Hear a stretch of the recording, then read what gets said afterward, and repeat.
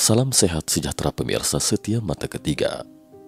Hari ini kita akan bincang-bincang tentang seluk-beluk perjalanan bumi sepanjang masa, dari awal sampai sekarang hingga lenyap. Sebenarnya, kematian bumi sudah ditentukan, yaitu bumi pada akhirnya akan ditelan matahari. Jadi, usianya hidupnya sudah ditentukan. Rentang waktu sejarah bumi yang akan diulas dalam video kali ini cukup panjang dan luas.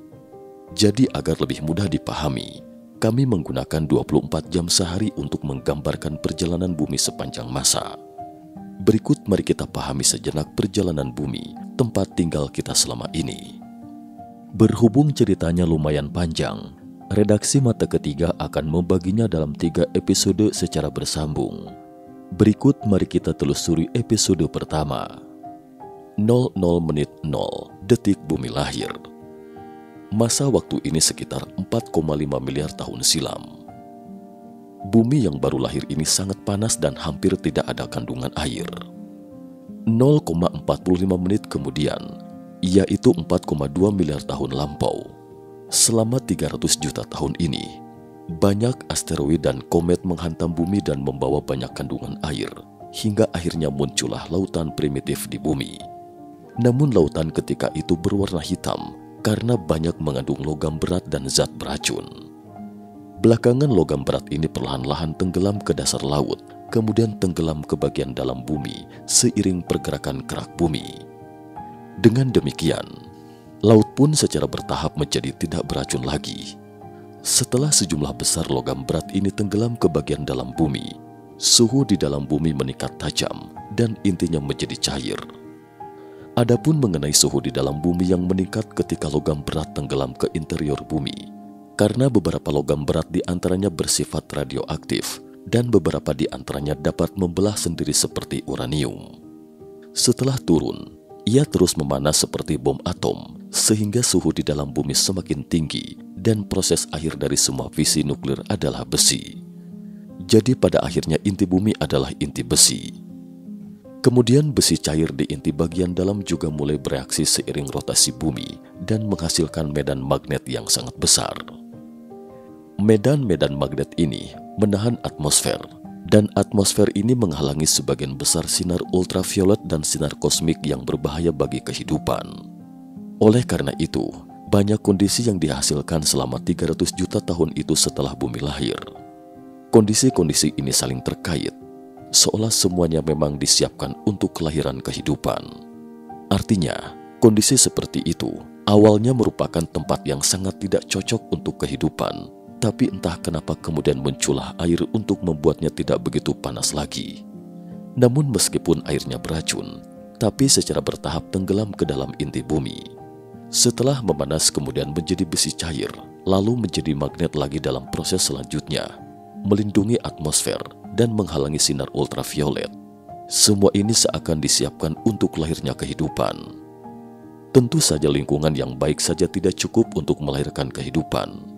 Kelahiran kehidupan membutuhkan reaksi kimia yang sangat kompleks. Pada titik ini, bulan memiliki peran yang sangat penting. Tidak diketahui kapan bulan itu terbentuk, namun bulan sangat penting bagi lahirnya kehidupan, sehingga diduga bulan sudah ada saat bumi baru lahir. Diperkirakan bulan ketika itu sangat dekat dengan bumi dan menghasilkan gaya pasang surut yang besar, menyebabkan lautan primitif terus bergerak dan berbagai materi mengalir ke berbagai tempat di bumi kemudian terus menghasilkan berbagai reaksi kimia yang unik. Tetapi hanya pasang surut saja tidak cukup. Sebagian besar materi kimiawi yang berguna berada di bawah tanah dan harus ada sesuatu yang dapat mengeluarkan apa yang ada di bawahnya. Dan ini diduga adalah tambang uranium. Artinya, banyak tambang uranium-235 yang terkubur di dalam perut bumi primitif. Seperti diketahui, uranium adalah logam yang sangat langka yang dapat membelah secara spontan. Ia seperti api yang terus menyala sampai habis terbakar sendiri dan terus memberikan energi. Kemudian tambang uranium bawah tanah terus membelah, lalu menghasilkan suhu tinggi untuk memanaskan air bawah tanah. Dan kemudian lagi air tanah menyembur keluar ketika mencapai 100 derajat. Lalu mendingin di lautan dan mengalir ke bawah lagi, lalu membentuk siklus. Siklus ini membawa segala sesuatu di bawah tanah secara terus-menerus dan kembali lagi. Lalu dibawa keluar dan kembali lagi dalam proses berulang. Siklus ini sangat mirip dengan pembangkit listrik tenaga nuklir kita saat ini, dan ini seperti pembangkit listrik tenaga nuklir primitif. Namun tujuannya bukan untuk menghasilkan listrik, tetapi mensirkulasi air ini. Dengan demikian, hidrogen, karbon, nitrogen, dan oksigen di bumi secara bertahap digabungkan menjadi berbagai zat kimia di bawah penyulingan tambang uranium bawah tanah, gaya pasang surut, dan energi petir, termasuk zat organik yang diperlukan untuk semua jenis kehidupan, seperti asam lemak, ribosa, asam amino, dan asam fosfat. Faktanya, zat organik yang dapat menghasilkan zat organik di bawah distilasi, petir, dan pasang surut ini telah dibuktikan melalui eksperimen. Pada tahun 1953, dua orang di Universitas Chicago, yaitu Stanley Miller dan Harold Urey, keduanya adalah guru dan murid. Miller adalah murid dan Urey adalah gurunya. Keduanya bersama-sama melakukan sebuah percobaan, yaitu meniru lingkungan bumi primitif. Mereka mencampurkan amonia NH3, metana CH4, dan hidrogen H2 ke dalam air H2O dan memberikan percikan listrik untuk mensimulasikan petir. Campuran amonia, metana, hidrogen, dan air adalah faktor abiotik yang diperkirakan Miller dan Urey sebagai kondisi awal atmosfer bumi sebelum terjadinya kehidupan. Setelah percobaan yang panjang, mereka menemukan air tersebut perlahan-lahan berubah menjadi merah tua. Saat diteliti, mereka menemukan ada molekul organik di dalamnya, misalnya asam amino dan urea. Artinya zat anorganik dapat menghasilkan zat organik setelah distilasi melalui berbagai energi petir. Ini memberikan kemungkinan untuk kelahiran kehidupan. Ketika senyawa asam lemak bergabung dengan unsur lain akan membentuk lapisan minyak, protein terbentuk dari polimerisasi peptida yang merupakan polimerisasi dari asam amino yang berbeda. Ikatan yang terjadi antara protein selain ikatan peptida antara asam amino dan penyusunnya, juga terjadi ikatan-ikatan yang lain. Penggabungan dari ribosa, fosfat, dan basa akan membentuk RNA. Menurut ilmuwan, sebelum munculnya DNA sebagai material genetik utama bumi, bentuk awal kehidupan ialah melalui RNA atau ribonucleic acid. RNA ini kemudian digunakan untuk mengkodekan instruksi genetik. Setelah RNA primitif digabungkan dengan beberapa unsur kimia lain untuk melakukan berbagai reaksi, kemudian membentuk ribozim yang dapat mereplikasi. Dan setelah ribozim yang mereplikasi diri ini dibungkus oleh lapisan minyak, kemudian membentuk kehidupan demi kehidupan yang paling primitif. Kehidupan paling primitif ini lahir pada jam 1. Bumi lahir pada pukul 00 dan kehidupan lahir pada pukul 1. Yaitu sekitar 4,1 miliar tahun yang lalu. Tapi kehidupan pada waktu itu hanya berupa RNA.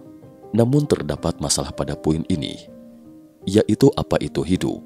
Terkait kehidupan, ada 3 syarat yang harus dipenuhi. Pertama, mampu membedakan diri dari dunia luar. Misalnya setetes air tidak dapat hidup, yaitu tidak berbeda dengan air lainnya. Tetapi Anda memiliki sesuatu yang terbungkus dalam lapisan minyak dan itu adalah entitas individu tersebut.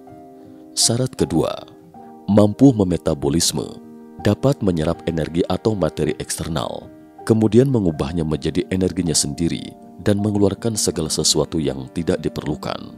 Ada sistem sirkulasi seperti itu.